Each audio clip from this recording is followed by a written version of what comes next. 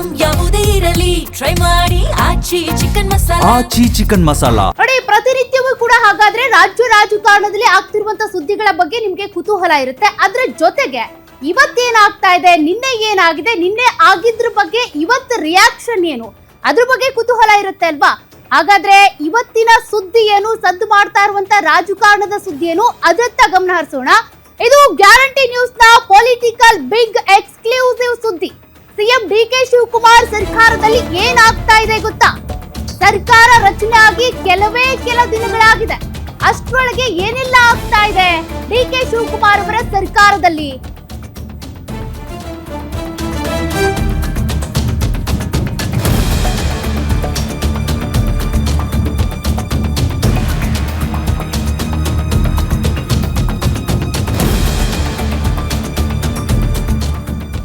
CM DK Shivakumar ಸರ್ಕಾರದಲ್ಲಿ ಏನೆಲ್ಲ ಆಗ್ತಿದೆ ಗೊತ್ತಾ? ಫಸ್ಟ್ ಲಿಸ್ಟ್ ನಲ್ಲಿ ಸಿಗದೆ ಇರೋ ಶಾಸಕರು ಅಂದ್ರೆ ಸಚಿವ ಸ್ಥಾನ ಯಾರಿಗ್ ಸಿಕ್ಕಿಲ್ವಲ್ಲ ಅವ್ರು ಏನ್ ಮಾಡ್ತಿದ್ದಾರೆ? ಹಾಗಾದ್ರೆ ಸಚಿವ ಸಂಪುಟದಲ್ಲಿ ಸ್ಥಾನ ಸಿಗದೆ ಇರೋರ ಗೋಳ್ ಏನು? ಗ್ಯಾರಂಟಿ ನ್ಯೂಸ್ ನಲ್ಲಿ ಡಿಕೆ ಶಿವಕುಮಾರ್ ಸರ್ಕಾರದ ಇನ್ಸೈಡ್ ಸ್ಟೋರಿ. ಇವತ್ತಿನ ಪೊಲಿಟಿಕಲ್ ಕಾರ್ನರ್ ನಲ್ಲಿ ಬಿಗ್ ಸ್ಪೆಷಲ್ ಇದು. ಹಾಗಾದ್ರೆ ಸಚಿವ ಸ್ಥಾನ ಸಿಕ್ಕವರು ಅಸಮಾಧಾನ ಹೊರ ಹಾಕ್ತಿದ್ರೆ ಆ ಖಾತೆ ಬೇಡವಾಗಿತ್ತು, ಈ ಖಾತೆ ಬೇಕಾಗಿತ್ತು ಅಂತ ಸಚಿವ ಸ್ಥಾನ ಸಿಗದೆ ಇರೋರು 45ಕ್ಕೂ ಹೆಚ್ಚು ಆಕಾಂಕ್ಷಿಗಳಿದ್ದಾರೆ. ಶಾರ್ಟ್ ಲಿಸ್ಟ್ ನಲ್ಲಿ ಅವ್ರ ಹೆಸರಿದೆ. ಬಟ್ ಈ ಸಚಿವ ಸ್ಥಾನ ಸಿಗುತ್ತೋ ಇಲ್ವೋ ಅನ್ನುವಂತ ಭಯ, ಆತಂಕದಲ್ಲಿರುವಂತ ಆ ಶಾಸಕರು ಏನ್ ಮಾಡ್ತಿದ್ದಾರೆ? ಹಾಗಾದ್ರೆ ನೋಡಿ, ಈಗ ಪ್ರಬಲ ಸಮುದಾಯಕ್ಕೆ ಡಿಸಿಎಂ ಹುದ್ದೆ ಕೊಡ್ಬೇಕು ಅನ್ನೋದು ಎಂಬಿ ಪಾಟೀಲ್ ಅವ್ರು ಪಟ್ಟು ಹಿಡಿದು ಕೂತ್ಬಿಟ್ಟಿದ್ದಾರೆ. ಈ ರೀತಿಯಾಗಿ ಒಬ್ಬೊಬ್ರು ಒಂದೊಂದು ರೀತಿಯ ನಂಗೆ ಇದೇ ಹುದ್ದೆ ಬೇಕು, ಇದೇ ಖಾತೆ ಬೇಕು ಅಂತ ಪಟ್ಟು ಹಿಡಿದ್ರೆ ಡಿಕೆ ಶಿವಕುಮಾರ್ ಏನ್ ಮಾಡ್ಬೇಕು? ಹಾಗಾದ್ರೆ ಕಾಂಗ್ರೆಸ್ ವಿರುದ್ಧ ಇರುವಂತ ಆರೋಪ ದೂರ ಮಾಡೋದಕ್ಕೆ ನನಗೆ ಡಿಸಿಎಂ ಹುದ್ದೆ ಕೊಡಿ ಅಂತ ಈಗ ಪಟ್ಟು ಹಿಡಿದಿದ್ದಾರೆ. ಈಗಾಗಲೇ ಡಿಸಿಎಂ ಹುದ್ದೆ ಒಂದೇ ಇರೋದು, ಅದು ಪರಮೇಶ್ವರ್. ಮತ್ತೊಂದ್ ಕಡೆ ವೇಣುಗೋಪಾಲ್ ಹಾಗೂ ಸುರ್ಜೇವಾಲಾ ಮುಂದೆನೆ ಡಿಸಿಎಂ ಹುದ್ದೆಗಾಗಿ ಪಟ್ಟು ಹಿಡಿದಿರುವಂತ ಎಂಬಿ ಪಾಟೀಲ್ ಮುಂಬರುವಂತ ಸ್ಥಳೀಯ ಚುನಾವಣೆಗಳೇನಿದಾವೆ ಅವುಗಳು, ಅದ್ರ ಜೊತೆಗೆ 2028ರ ವಿಧಾನಸಭಾ ಚುನಾವಣೆಯನ್ನು ದೃಷ್ಟಿಯಲ್ಲಿಟ್ಕೊಂಡು ನನಗೊಂದು ಡಿಸಿಎಂ ಹುದ್ದೆ ಕೊಡಿ ಅನ್ನೋದು ಅವರ ಒಂದು ಬೇಡಿಕೆ. ಈ ಬಗ್ಗೆ ರಾಹುಲ್ ಗಾಂಧಿ ಜೊತೆ ಮಾತುಕತೆ ನಡೆಸಿರುವಂತ ಎಂಬಿ ಪಾಟೀಲ್ ಸಾಕಷ್ಟು ಕುತೂಹಲ ಕೆರಳಿಸ್ತಾ ಇದೆ. ಎಂಬಿ ಪಾಟೀಲ್ ಅವರ ಈ ಒಂದು ಪಟ್ಟು ಮಾರುತಿ ನಾವು ಈಗಾಗಲೇ ಗಮನಿಸ್ತಾ ಇದ್ವಿ. ಡಿಸಿಎಂ ಹುದ್ದೆ 4 ಇರುತ್ತೆ ಅಂತ ಆರಂಭದಲ್ಲಿ ಅಂದ್ರು, ಅದಾದ್ಮೇಲೆ ಒಂದೇ ಹುದ್ದೆ, ಅದೀಗ ಪರಮೇಶ್ವರ್ಗೆ ಕೊಟ್ಟಾಗಿದೆ. ಸಚಿವ ಸ್ಥಾನ ಅಂತ ಬಂದಾಗ ಸಿಎಂ ಸೇರಿನೂ ಕೂಡ 14 ಜನರು ಈಗಾಗಲೇ ಫಿಲ್ ಆಗಿದೆ. ಹಂಗಿದ್ರು ಕೂಡ ಎಂಬಿ ಪಾಟೀಲ್ ಈಗ ಡಿಸಿಎಂ ಹುದ್ದೆ ಬೇಕು ಅಂತ ಪಟ್ಟು ಹಿಡಿದಿದ್ದಾರೆ. ಹೆಂಗಾಗುತ್ತೆ ಇದೆಲ್ಲ ಅಂತ? ಅಲ್ಲ, ಸಿದ್ದರಾಮಯ್ಯ ಅವರು ಮುಖ್ಯಮಂತ್ರಿ ಆಗಿದ್ದಾಗಲೂ ಕೂಡ ಡಿಸಿಎಂ ಹುದ್ದೆಗಳು ಹೆಚ್ಚುವರಿ ಸೃಷ್ಟಿ ಆಗಬೇಕು, ಸಮುದಾಯವಾರು ನಾವು ಮನೆ ಹಾಕಿದ್ರೆ ಪಕ್ಷ ಸಂಘಟನೆಗೆ ಇದು ಪೂರಕವಾಗುತ್ತೆ ಅನ್ನುವಂಥ ಒಂದು ವಾದ ಅವತ್ತಿಂದಲೂ ಕೂಡ ಇತ್ತು. ಆದರೆ ಡಿ ಕೆ ಶಿವಕುಮಾರ್ ಅವತ್ತು ಒಪ್ಪಲಿಲ್ಲ. ಒಂದೇ ಡಿಸಿಎಂ ಹುದ್ದೆ ಬೇಕು ಅಂತ ಕಾಂಗ್ರೆಸ್ ಹೈಕಮಾಂಡ್ ಒಂದೇ ಪಟ್ಟ ನಡೆದರು. ಹೀಗಾಗಿ ಸಿದ್ದರಾಮಯ್ಯ ಅವರು ಸಿಎಂ ಇದ್ದಷ್ಟು ಕಾಲನೂ ಕೂಡ ಡಿಸಿಎಂ ಆಗಿ ಡಿ ಕೆ ಶಿವಕುಮಾರ್ ಅವರೇ ಇದ್ರು. ಡಿ ಕೆ ಶಿವಕುಮಾರ್ ಅವರು ಮುಖ್ಯಮಂತ್ರಿ ಆಗುವಂಥ ಸಂದರ್ಭದಲ್ಲೂ ಕೂಡ ಮತ್ತೆ ಮುನ್ನೆಲೆಗೆ ಬಂದಿದ್ದು ಸಮುದಾಯವಾರು ಡಿಸಿಎಂ ಹುದ್ದೆಗಳು ಸೃಷ್ಟಿ ಆಗಬೇಕು. ಅಂದರೆ ಲಿಂಗಾಯತರಿಗೊಂದು ಕೊಡಬೇಕು, ಕುರುಬರಿಗೊಂದು ಕೊಡಬೇಕು, ದಲಿತರಿಗೊಂದು ಕೊಡಬೇಕು, ಮುಸ್ಲಿಮರಿಗೊಂದು ಕೊಡಬೇಕು. ಈ 4 ಮತಗಳು ನಮಗೆ ಸಾಲಿಡ್ ಆಗಿ ಬಂದರೆ ಮುಂದೆ ಬರ್ತಾ ಇರುವಂತಹ ಸ್ಥಳೀಯ ಸಂಸ್ಥೆಗಳ ಚುನಾವಣೆ ಆಗಿರ್ಬೋದು, 2028ರ ವಿಧಾನಸಭಾ ಚುನಾವಣೆಯಲ್ಲೂ ಕೂಡ ನಮಗೆ ಅನುಕೂಲ ಆಗುತ್ತೆ ಅಂತ. ಆದರೆ ಡಿ ಕೆ ಶಿವಕುಮಾರ್ ಹೆಚ್ಚು ಡಿಸಿಎಂ ಹುದ್ದೆಗಳು ಸೃಷ್ಟಿ ಮಾಡಿದ್ದೆ ಆದರೆ ಅದಕ್ಕೆ ಬೆಲೆ ಇರೋದಿಲ್ಲ, ಅದಕ್ಕೆ ಗೌರವ. ಯಾಕಂತ ಹೇಳಿದ್ರೆ ಇದು ಡಿಸಿಎಂ ಹುದ್ದೆ ಅನ್ನೋದು ಸಂವಿಧಾನಿಕ ಅಲ್ವೇ ಅಲ್ಲ, ಇವರು ಬೇಕು ಅಂತ ಸೃಷ್ಟಿ ಮಾಡ್ಕೊಳ್ಳುವಂಥದ್ದು. ಹೀಗಾಗಿ ಒಂದು ಡಿಸಿಎಂ ಹುದ್ದೆ ಇರಲಿ ಅಂತ ಹೇಳ್ಬಿಟ್ಟು ಪಟ್ಟಿಡಿದ್ರು. ಅದರಲ್ಲಿ ಡಿ ಕೆ ಶಿವಕುಮಾರ್ ಅವರು ಸಕ್ಸಸ್ ಕೂಡ ಆದರು. ಸದ್ಯಕ್ಕೆ ಡಿ ಕೆ ಶಿವಕುಮಾರ್ ಸಕ್ಸಸ್ ಆಗಿದ್ದಾರೆ. ಆದರೆ ಎಂಬಿ ಪಾಟೀಲ್ ಬೇರೆ ಸಮುದಾಯದವರು ಏನು ಕನಸು ಕಾಣ್ತಿದ್ರು ಆ ಕನಸು ಇನ್ನೂ ಕೂಡ ನನಸಾಗಲಿಲ್ಲ. ಅದರಲ್ಲೂ 224 ವಿಧಾನಸಭಾ ಕ್ಷೇತ್ರಗಳಲ್ಲಿ ಎಲ್ಲೋ 1-2-3 ಕ್ಷೇತ್ರಗಳನ್ನು ಹೊರತುಪಡಿಸಿದರೆ ಬಹುತೇಕ ಎಲ್ಲ ಕ್ಷೇತ್ರಗಳಲ್ಲೂ ಕೂಡ ಲಿಂಗಾಯತ ಸಮುದಾಯ ಪ್ರಾಬಲ್ಯ ಮತಗಳು ಇದ್ದೇ ಇದ್ದಾವೆ. ಹೀಗಾಗಿ ನಮ್ಮ ಸಮುದಾಯಕ್ಕೆ ನೀವು ಅವಕಾಶಗಳು ಕೊಟ್ಟರೆ ಅದು ಮುಂದೆ ಬರ್ತಾ ಇರುವಂಥ ಸ್ಥಳೀಯ ಸಂಸ್ಥೆಗಳ ಚುನಾವಣೆ ಆಗಿರ್ಬೋದು 28ಕ್ಕೂ ಕೂಡ ಅನುಕೂಲ ಆಗುತ್ತೆ ಅಂತ. ಅವತ್ತಿಂದ ಇವತ್ತಿನವರೆಗೂ ಸಿದ್ದರಾಮಯ್ಯ ಅವ್ರ ಜೊತೆಗೂ ಡಿಸಿಎಂ ಆಗಬೇಕು ಅಂದ್ಕೊಂಡಿದ್ರು. ಈಗ ಹೊಸ ಸರ್ಕಾರದಲ್ಲೂ ಡಿಸಿಎಂ ಆಗಬೇಕು ಅಂತ ಕನಸು ಕಾಣ್ತಿದ್ದಂತಹ ಎಂಬಿ ಪಾಟೀಲ್ ಅವರ ಒತ್ತಾಯ ಇದೆ. ಮತ್ತೊಂದು ಕಡೆ ಏನಂತ ಹೇಳಿದ್ರೆ ಸಮುದಾಯ ಹೆಚ್ಚು ಸಪೋರ್ಟ್ ಮಾಡ್ತಾ ಇರುವಂಥದ್ದು ಬಿಜೆಪಿಗೆ. ನಾವು ಬೇರೆ ಸ್ಥಾನಮಾನಗಳು ಸಿಗದೇ ಇದ್ರೆ ಸಮುದಾಯ ಯಾಕೆ ಕಾಂಗ್ರೆಸ್ ಕಡೆ ಬರುತ್ತೆ?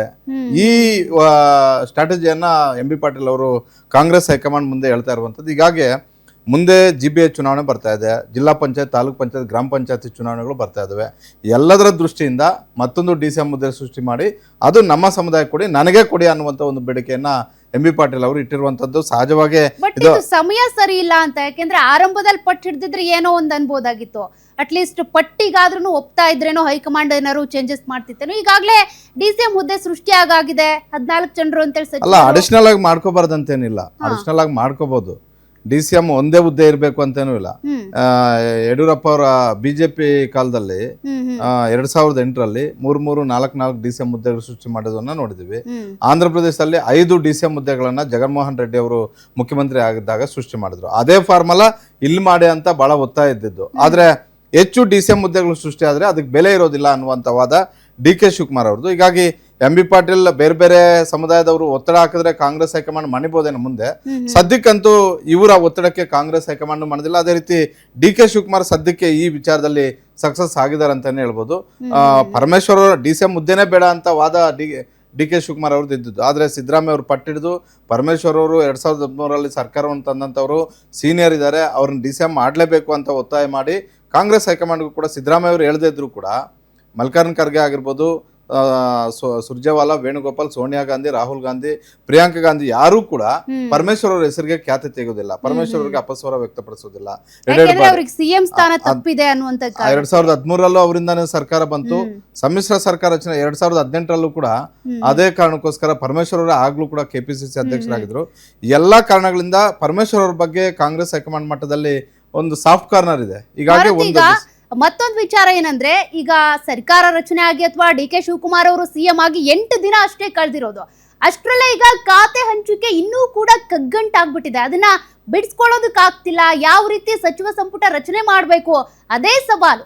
ಫಸ್ಟ್ ಲಿಸ್ಟ್ ನಲ್ಲಿ ಸಚಿವ ಸ್ಥಾನ ಪಡೆದವರು ಪ್ರಬಲ ಖಾತೆಗೆ ಪಟ್ಟು ಹಿಡಿದಿದ್ದಾರೆ.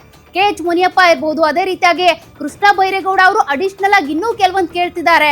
ದೆಹಲಿಯಲ್ಲಿರುವಂತ ಹೈಕಮಾಂಡ್ ಒಪ್ತಾ ಇಲ್ಲ ಇದೆಲ್ಲದಕ್ಕೂ. ಇವ್ರು ಮತ್ತೊಂದ್ ಕಡೆ ಪಟ್ಟನ್ನ ಬಿಡ್ತಾ ಇಲ್ಲ. 4 ದಿನಗಳಿಂದ ಕೂಡ ಹೈಕಮಾಂಡ್ ಅಂಗಳದಲ್ಲೇ ಟಿಕ್ಕಾಣಿ ಹೂಡಿದ್ದಾರೆ. ಬೆಂಗಳೂರು ಅಭಿವೃದ್ಧಿ ಖಾತೆ ವಿಚಾರಕ್ಕೆ ಬೈರೇಗೌಡ ಈಗ ಅಪಸ್ವರ ಎತ್ತಿದ್ದಾರೆ. BMRCಯಲ್ಲೂ ಬೇಕು, BDAನೂ ಬೇಕು, ಇದೆಲ್ಲವನ್ನ ಸೇರಿಸಿ ಬೆಂಗಳೂರು ಅಭಿವೃದ್ಧಿ ಖಾತೆ ಅಂತೇಳಿ ಒಟ್ಟಾಗಿ ಕೊಡಿ ನನ್ಗೆ ಅಂತ. BMRCL BDA ಕೊಡಲ್ಲ ಅಂತೇಳಿ CM DK ಶಿವಕುಮಾರ್ ಪಟ್ಟು ಹಿಡಿದಿದ್ದಾರೆ. CM ಹೇಳಿದ್ದೇ ಫೈನಲ್ ಅಂತ ಕಾಂಗ್ರೆಸ್ ಹೈಕಮಾಂಡ್ ಹೇಳ್ತಾ ಇದೆ. ಇದಕ್ಕೆ ಸಂಬಂಧಪಟ್ಟಂತೆ ಈಗ ನಮ್ಗೆ ಸಾಕಷ್ಟು ಗೊಂದಲ ಅಥವಾ ಒಂದು ಪ್ರಶ್ನೆ ಇರೋದಂದ್ರೆ ಚೇಂಜಸ್ ಆಗುತ್ತಾ ಅಂತ. ಇನ್ನು ಹಿರಿಯ ಸಚಿವ KH ಮುನಿಯಪ್ಪ ಏನಿದ್ದಾರೆ, ಅವರು ಕೂಡ ಖಾತೆಗೋಸ್ಕರ ಖ್ಯಾತೆ ತೆಗೆದಿದ್ದಾರೆ. ಬೆಂಗಳೂರು ಏರ್ಪೋರ್ಟ್ ನಲ್ಲಿ ಕೂಡ ಕೂತಿದ್ರು ರಾಹುಲ್ ಗಾಂಧಿ ಅವ್ರ ಭೇಟಿಗೆ ಅಂತ. ಖಾತೆ ಹಂಚಿಕೆಯಲ್ಲಿ ಹಿರಿತನ ಪರಿಗಣಿಸಿಲ್ಲ, ಹೆಂಗಿಂಗೋ ಖಾತೆ ಹಂಚಿಕೆ ಮಾಡ್ಬಿಟ್ಟಿದ್ದೀರಿ ಅಂತ. ಇನ್ನು ತನಗಿಂತಲೂ ಅತ್ಯಂತ ಕಿರಿಯ ಆಗಿರುವಂತ ಪ್ರಿಯಾಂಕ್ ಖರ್ಗೆ ಅವರಿಗೆ ಪ್ರಬಲ ಖಾತೆ ಅಂದ್ರೆ ಗೃಹ ಖಾತೆ ಕೊಟ್ಟಿದ್ದೀರಿ. ನೇರವಾಗಿ ಸುರ್ಜೇವಾಲಾ, ವೇಣುಗೋಪಾಲ್ ಮುಂದೆನೆ ಬೇಸರ ಹೊರ ಹಾಕಿದ್ದಾರೆ. ಹಳೆ ಖಾತೆ ಬದಲಿಸಿ ಸಮಾಜ ಕಲ್ಯಾಣ ಕೊಡುವಂತೆ ಕೂಡ ಒತ್ತಾಯಿಸಿರೋದು. ಸಾರಿಗೆ ಖಾತೆಯನ್ನ ವಹಿಸಿಕೊಳ್ಳೋದಕ್ಕೆ ಸಚಿವ ಭೈರತಿ ಸುರೇಶ್ ಅರ್ಧ ಮನಸ್ಸಿನಲ್ಲಿದ್ದಾರೆ. ಶಕ್ತಿ ಯೋಜನೆಯಿಂದ ಸಾರಿಗೆ ಇಲಾಖೆಗೆ ಶಕ್ತಿಯೇ ಇಲ್ಲ ಅನ್ನುವಂತ ಬೇಸರ ಇದೆ. ಹಳೆ ಖಾತೆ ಏನಿದೆ, ಹಿಂದುಳಿದ ವರ್ಗಗಳ ಖಾತೆ, ಅದನ್ನೇ ಕೊಟ್ಬಿಡಿ ನನ್ಗೆ, ಇದ್ರಲ್ಲಿ ತುಂಬಾ ಲಾಸ್ ಆಗಿದೆ, ಇದನ್ನ ಹೆಂಗ್ ನಾನು ನಿರ್ವಹಣೆ ಮಾಡೋದು ಅಂತ ಒಲ್ಲದ ಮನಸ್ಸಿನಿಂದಾನೇ ಜಲ ಸಂಪನ್ಮೂಲ ಒಪ್ಕೊಂಡಿರುವಂತ ರಾಮಲಿಂಗಾರೆಡ್ಡಿ ಮತ್ತೊಂದ್ ಕಡೆ ಹೆಚ್ಚುವರಿ ಮುಜರಾಯಿ ಇಲಾಖೆ ಕೊಡ್ಬೇಕು ಅಂತ ರಾಮಲಿಂಗಾರೆಡ್ಡಿ ಅವರು ಕೂಡ ಆಗ್ರಹಿಸ್ತಾ ಇದ್ದಾರೆ.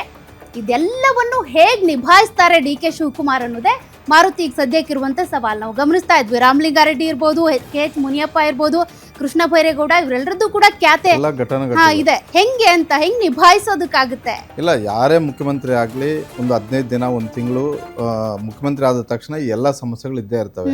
ನನಗೆ ಆ ಖಾತೆ ಕೊಟ್ರು, ನನಗಿಂತಲೂ ಕಿರಿಯರಾದಂಥವ್ರಿಗೆ ಒಳ್ಳೆಯ ಖಾತೆಗಳು ಕೊಟ್ರು ಅಂತ. ಹಿಂದೆ ಕುಮಾರಸ್ವಾಮಿ ಅವರು ಸಮ್ಮಿಶ್ರ ಸರ್ಕಾರದಲ್ಲೂ GT ದೇವೇಗೌಡರಿಗೆ ಉನ್ನತ ಶಿಕ್ಷಣ ಕೊಟ್ಟಿದ್ರು. ನನಗೆ ಶಿಕ್ಷಣನೇ ಇಲ್ಲಪ್ಪ, ಉನ್ನತ ಶಿಕ್ಷಣ ಯಾಕೆ ಕೊಟ್ರು ಅಂತ ಹೇಳ್ಬಿಟ್ಟು ಬಹಿರಂಗವಾಗಿ ಮಾಧ್ಯಮಗಳ ಮುಂದೆ ಹೇಳಿದ್ರು. ಅದಕ್ಕೂ ಮೊದಲು ಬಿಜೆಪಿ 2019ರಲ್ಲಿ ಬಿಜೆಪಿ ಸರ್ಕಾರ ಬಂದಾಗ ಮಾಧುಸ್ವಾಮಿ ಅವ್ರಿಗೆ ಕಾನೂನು ಮತ್ತೆ ಸಂಸದೀಯ ವ್ಯವಹಾರಗಳ ಖಾತೆ ಕೊಡ್ಲಿಲ್ಲ. ಅವ್ರಿಗೆ ಬಹಳ ಆಸಕ್ತಿ ಆ ಖಾತೆ ಬಗ್ಗೆ. ಅದ್ರ ಜೊತೆಗೆ ಅಡಿಷನಲ್ ಆಗಿ ಒಂದು ಖಾತೆ ಕೊಡಿ ಅಂತ ಮಾಧುಸ್ವಾಮಿ ಅವರು ಒಂದು ಪಟ್ಟಿಡಿದ್ರು. ಹೀಗಾಗಿ ಯಾರೇ ಮುಖ್ಯಮಂತ್ರಿ ಆದ್ರೂ ಕೂಡ 15ರಿಂದ 1 ತಿಂಗಳು ಈ ಸಮಸ್ಯೆ ಇದ್ದೇ ಇರುತ್ತೆ, ಸರ್ಕಸ್ ಇದ್ದೇ ಇರುತ್ತೆ. ಆದ್ರೆ ಹೈಕಮಾಂಡ್ಗಳು ಕೂಡ ಯಾವಾಗ ಗಟ್ಟಿ ನಿರ್ಧಾರಗಳನ್ನು ತೆಗೆದುಕೊಳ್ತಾವೋ ಈ ರೀತಿಯಾಗಿ ಅಪಸ್ವರ ಅಸಮಾಧಾನಗಳು ದೊಡ್ಡ ಮಟ್ಟದಲ್ಲಿ ಆಗೋದಿಲ್ಲ. ಆದ್ರೆ ಇವತ್ತು ಕಾಂಗ್ರೆಸ್ ಹೈಕಮಾಂಡ್ ಒಂದು ರೀತಿ ಈ ನಾಯಕತ್ವ ಬದಲಾವಣೆ ವಿಚಾರ ಆಗಿರ್ಬೋದು, ಮುಖ್ಯಮಂತ್ರಿ ನೇಮಕ ವಿಚಾರ ಆಗಿರ್ಬೋದು, ಸಚಿವರುಗಳನ್ನು ಗುರುತಿಸಿದಂಥ ಒಂದು ವಿಚಾರ ಆಗಿರ್ಬೋದು, ಅದರಲ್ಲಿ ಸಕ್ಸಸ್ ಆಗಿರ್ಬೋದು. ಖಾತೆ ಹಂಚಿಕೆ ವಿಚಾರದಲ್ಲಿ ಇನ್ನೂ ಕೂಡ ಬಹಳಷ್ಟು ಅಸಮಾಧಾನಗಳಿದಾವೆ, ಅಪಸ್ವರಗಳಿದಾವೆ. ಖಂಡಿತ KH ಮುನಿಯಪ್ಪ ಏನು ಕೇಳ್ತಾ ಇದ್ರೆ ಅದು ಸರಿ ಇದೆ. ನೀವು ಒಂದು ವೇಳೆ ನಾವು ಯುವಕರಿಗೆ ಮಣೆ ಹಾಕ್ತೀವಿ ಅಂತ ಹೇಳಿದ್ರೆ KH ಮುನಿಯಪ್ಪ ಅವ್ರನ್ನ ಕೈ ಬಿಡ್ಬೋದಾಗಿತ್ತು, ಅವ್ರ ಮಗಳನ್ನೇ ನೀವು ಸಂಪುಟಕ್ಕೆ ಸೇರಿಸ್ಕೋಬಹುದಾಗಿತ್ತು. ಒಂದು ಇನ್ನೊಂದು KH ಮುನಿಯಪ್ಪ ಅವ್ರಿಗಿರುವಂತಹ ಅನುಭವಕ್ಕೂ ಪ್ರಿಯಾಂಕ ಖರ್ಗೆ ಅವ್ರಿಗೆ ಇರುವಂತಹ ಒಂದು ಅನುಭವ ನೋಡಿದಾಗ ಅನುಭವ ವಿಚಾರದಲ್ಲಿ ಪ್ರಿಯಾಂಕ ಖರ್ಗೆ ಅವರು ಬಹಳ ಸಣ್ಣವರು ಈ ವಿಚಾರದಲ್ಲಿ ರಾಜಕೀಯವಾಗಿ. ಯಾಕಂತ ಹೇಳಿದ್ರೆ ಮಲ್ಲಿಕಾರ್ಜುನ್ ಖರ್ಗೆ ಅವರ ಜೊತೆಯಲ್ಲೇ ರಾಜಕಾರಣ ಮಾಡ್ಕೊಂಡು ಬಂದಂಥವ್ರು KH ಮುನಿಯಪ್ಪ. ಹೀಗಾಗಿ KH ಮುನಿಯಪ್ಪ ನನಗೆ ಹಿಂದೆ ಕೊಟ್ಟಿರುವಂಥ ಖಾತೆಯನ್ನೇ ಕೊಟ್ಟಿದ್ದೀರಾ, ಖಾತೆ ಬದಲಾವಣೆ ಮಾಡಬೇಕಾಗಿತ್ತು. ಅವ್ರಿಗೆ ಇಂಟ್ರೆಸ್ಟ್ ಆಗಿರೋದು ಯಾವುದು? ಸಮಾಜ ಕಲ್ಯಾಣ ಇಲಾಖೆ. ಒಂದು ಈ ಇಲಾಖೆಗಳು ಯಾಕೆ ಎಲ್ಲ ಇಲಾಖೆಗಳು ಮಾಡಿರೋದೇ ಜನಸೇವೆಗೋಸ್ಕರ, ಜನರ ಸಮಸ್ಯೆಗಳನ್ನು ಆಲಿಸೋದಕ್ಕೋಸ್ಕರ, ಜನರ ಸಮಸ್ಯೆಗಳನ್ನು ಬಗೆಹರಿಸೋದಕ್ಕೋಸ್ಕರ. ಆ ಇಲಾಖೆಗಳ ಒಂದು ಇಲಾಖೆ ದೊಡ್ಡದು, ಒಂದು ಇಲಾಖೆ ಸಣ್ಣದಿರೋದಿಲ್ಲ.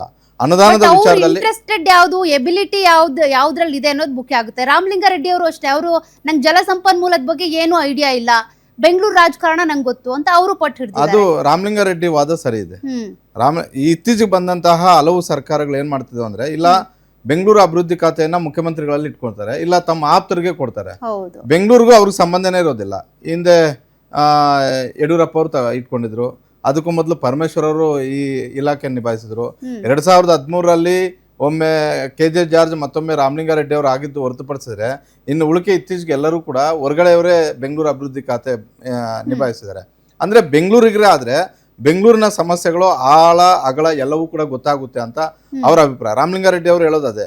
ರಾಮಲಿಂಗಾರೆಡ್ಡಿ ಅವರು ಈ ಬಾರಿ ಯಾಕೆ ಇಷ್ಟೊಂದು ಅಪಸ್ವರ ಎತ್ತಿದ್ರು ಅಂತ ಹೇಳಿದ್ರೆ, DK ಶಿವಕುಮಾರ್ ಅವರು 2023ರಲ್ಲೇ ಹೇಳಿದ್ರು, ನಾನು ಮುಖ್ಯಮಂತ್ರಿ ಆದಾಗ ನಿಮಗೆ ಅದಕ್ಕೂ ಮೊದಲೇ 1 ವರ್ಷ ನಾನು ಈ ಇಲಾಖೆಯನ್ನು ತಗೊತೀನಿ, ಆಮೇಲೆ ಈ ಇಲಾಖೆಯನ್ನು ಬಿಟ್ಕೊಡ್ತೀನಿ ಅಂತ. ಅದಾದ್ಮೇಲೆ 1 ವರ್ಷ ಕಂಪ್ಲೀಟ್ ಆಯ್ತು, 2 ವರ್ಷ ಕಂಪ್ಲೀಟ್ ಆಯ್ತು, ನಾನು ಮುಖ್ಯಮಂತ್ರಿ ಆಗ್ತೀನಿ, ಬಿಟ್ಕೊಡ್ತೀನಿ ಅಂತ ಹೇಳಿದ್ರು.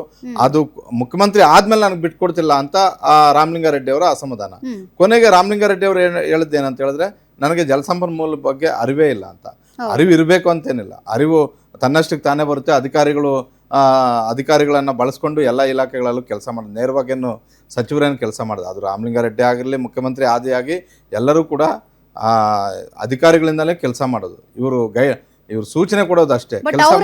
ಹೊಸದಾಗಿ GB ಆಗಿದೆ, ಎಲ್ಲಾ ರೀತಿಯಲ್ಲೂ ಕಂಟ್ರೋಲ್ ತಗೋಬೇಕು, ಅಭಿವೃದ್ಧಿ ಆಗ್ಬೇಕು, ಚುನಾವಣೆ ಗೆಲ್ಬೇಕು ಅಂದ್ರೆ ನನ್ ಸಹಕಾರ ಬೇಕು ಅಂತಂದ್ರೆ ನನ್ನನ್ನು ಬೆಂಗಳೂರಲ್ಲೇ ಇಡೋದು ಬೆಟರು ಅಂತೇಳಿ ಅವ್ರು ಕೇಳ್ತಾ ಇರೋದು ರಾಮಲಿಂಗಾರೆಡ್ಡಿ. ಅದೇ ಬೆಂಗಳೂರು ಅವ್ರು ಕೊಟ್ರೆ ಈ ಮುಂದೆ ಬರ್ತಿರುವಂತಹ GBA ಚುನಾವಣೆ ಆಗಿರ್ಬೋದು, ಬೆಂಗಳೂರಿನ 28 ವಿಧಾನಸಭಾ ಕ್ಷೇತ್ರಗಳ ವ್ಯಾಪ್ತಿನೂ ಸರಿಯಾಗಿ ಗೊತ್ತಿರುತ್ತೆ, ಎಲ್ಲಿ ಏನ್ ಸಮಸ್ಯೆ ಇದೆ ಅನ್ನೋದು ಗೊತ್ತಾಗಿರುತ್ತೆ.